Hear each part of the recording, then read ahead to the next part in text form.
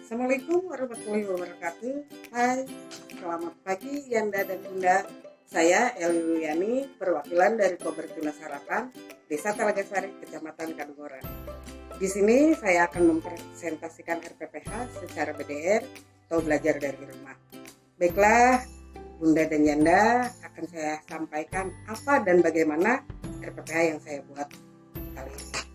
Di RPPH ini saya buat di hari Senin 1 Februari 2021, tentunya di semester 2 pada minggu keempat untuk kelas B dengan kelompok usia 5-6 tahun dengan alokasi waktu 180 menit.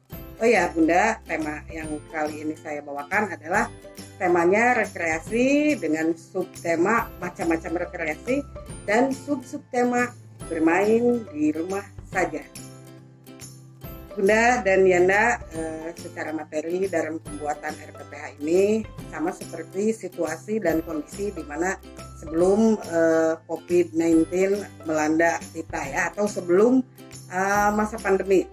Namun nanti akan ada perbedaan di dalam pelaksanaannya karena memang pelaksanaan pembelajaran diadakan di rumah. Mungkin akan sangat berbeda ketika anak mengadakan pembelajaran di sekolah.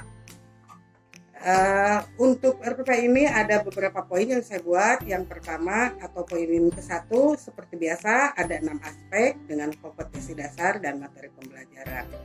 Untuk aspek nilai agama dan moral, kompetensi dasarnya jatuh di 1.1 dengan materi pembelajaran mengenal ciptaan Allah. Lalu untuk aspek fisik dan motorik, kompetensi dasarnya jatuh di 3.3 dengan materi pembelajaran melatih keseimbangan tubuh dalam motorik kasar. Untuk aspek kognitif, kompetensi dasarnya jatuh di 3.5 dengan materi pembelajaran cara mengenali masalah. Untuk sosial emosional, kompetensi dasarnya jatuh di 2.6, materi pembelajarannya adalah aturan main. Untuk aspek bahasa, kompetensi dasarnya jatuh di 4.12 dengan materi pembelajaran menceritakan kembali apa yang sudah didengar. Untuk aspek seni, yaitu kompetensi dasarnya jatuh di titik 15 dengan materi pembelajaran cara menjaga kerapihan diri. Mungkin itu untuk aspek yang pertama Yanda dan Bunda. Lalu untuk aspek kedua ada rencana main. Namun sebelumnya saya sisipkan materi pembiasaan ya Bunda ya. Jika sebelumnya memang kami sudah membiasakan untuk menerapkan PHBS, yaitu dengan bercuci tangan dahulu. Nah di masa pandemi ini materi pembiasaan itu kami tambah lagi dengan menerapkan protokol kesehatan baik untuk kami selaku guru maupun untuk anak dan orang tua di rumah dengan mencuci tangan, menggunakan masker, menjaga jarak, bahkan menggunakan hand sanitizer. Lalu seperti saya bilang tadi ada rencana kegiatan main. Di sini saya merencanakan 4 kegiatan main ya, Yanda dan Bunda. Di antaranya bermain balok, bermain karet, menakar air, dan menjiplak huruf dari kata bermain. Lalu di poin ketiga ada alat dan bahan. Nah di sini Bunda yang seperti saya bilang tadi akan ada perbedaan dalam pelaksanaan pembelajarannya ya. Untuk alat dan bahan di sini saya memberikan informasi atau menyarankan kepada orang tua untuk tidak memaksakan alat dan bahan hingga satu anak dengan yang lainnya harus sama. Tidak ya Bunda ya, tapi tergantung orang tua memiliki alat dan bahan yang ada di rumah. Bahkan untuk contoh untuk bermain balok, saya menginformasikan menyarankan jauh hari sebelumnya kepada orang tua murid untuk mengumpulkan kardus bekas karena selain bermanfaat untuk APE juga di sini orang tua si anak bisa menggunakan kardus-kardus bekas ini sebagai ganti dari balok yang ada di sekolah tentunya.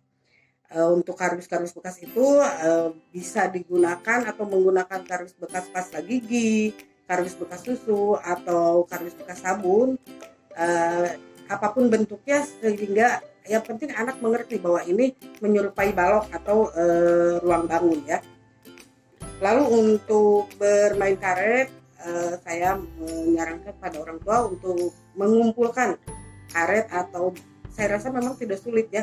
Biasanya para bunda di rumah selalu menyimpan karet-karet gelang. Untuk menakar air, itu pun saya rasa juga tidak sulit, karena setiap bunda di rumah pasti mempunyai ember atau baskom-baskom plastik. Untuk penakarnya bisa dengan cangkir plastik atau gayung. Yang penting si anak itu mengerti dan kita sampai pada tujuan pembelajaran yang kita maksudkan. Dan untuk mencetak huruf atau meniru huruf, sekolah memang jauh sehari sebelumnya sudah memfasilitasi si anak dengan alat tulis untuk anak, entah itu buku tulis, buku gambar, pensil, atau pensil warna, yang nantinya si orang tua akan membawa mengambil ATK tersebut ke sekolah, dengan catatan tidak dengan waktu yang bersamaan, karena memang kita sangat menjaga berkerumun ya Yanda dan Bunda. Itu mungkin untuk poin yang ketiga. Lalu di sini ada poin keempat. Dalam RPPH yang saya buat tercantum persiapan. Yang dimaksud dalam persiapan di sini adalah guru sudah siap setiap hari sekolah, dari Senin sampai dengan Jumat, guru selalu siap standby di depan handphone ataupun laptop, baik itu di sekolah ataupun di rumah. Yang penting bisa mengunjungi si anak meskipun secara online ya Yanda dan Bunda. Dari mulai jam 8 sampai dengan jam 11 lebih ya Bunda. Di sini guru standby seperti biasa, menyambut, menyapa, dan mengajak anak untuk mengikuti kegiatan main. Yanda dan Bunda, di masa pandemi ini kami dari pihak sekolah mengadakan pembelajaran secara online dengan menggunakan aplikasi WA Group tentunya. Dengan artinya kita video call bersama dengan orang tua murid di rumah ya Yanda dan Bunda. Untuk poin berikutnya yaitu ada recalling, seperti biasa, meskipun melalui handphone ataupun perangkat lainnya seperti laptop, kita tetap menginstruksikan si anak untuk merapikan kembali alat-alat, baik itu alat tulis ataupun alat-alat yang memang sudah digunakan oleh si anak, dengan dibantu orang tua. Lalu menceritakan si anak kita pancing atau kita rangsang untuk menceritakan apa sih yang tadi dikerjakan, lalu anak bisa bercerita dan menunjukkan hasil karyanya. Lalu kita juga tidak lupa memberi penguatan pengetahuan pada anak. Mungkin itu yang dimaksud recalling di sini ya yang tidak. Berikutnya untuk poin ke-6 yaitu kegiatan penutup atau poin terakhir ya yang tidak. Di sini si guru kembali menanyakan bagaimana perasaan anak setelah main.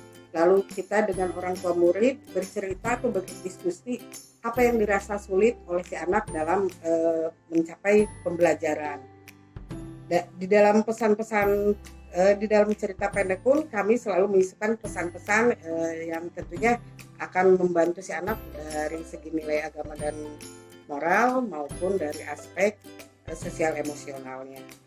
Lalu di kegiatan penutup ini kita mengajak anak untuk bernyanyi agar hatinya kembali riang ya Bunda dan Yanda.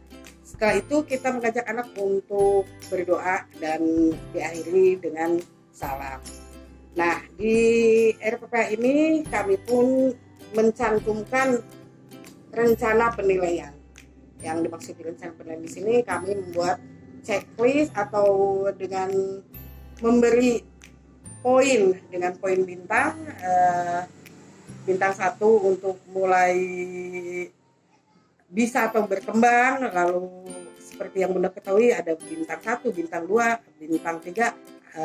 Di situ ada pengertian mulai berkembang dan berkembang sesuai dengan harapan. Itu yang checklist dan unjuk kerja yang dimaksud dengan dalam rencana penilaian di sini. Baiklah Yanda dan Bunda, dari poin pertama sampai terakhir sudah saya paparkan. Mudah-mudahan sesuai dengan atau bisa memberi masukan atau bisa memberi inspirasi.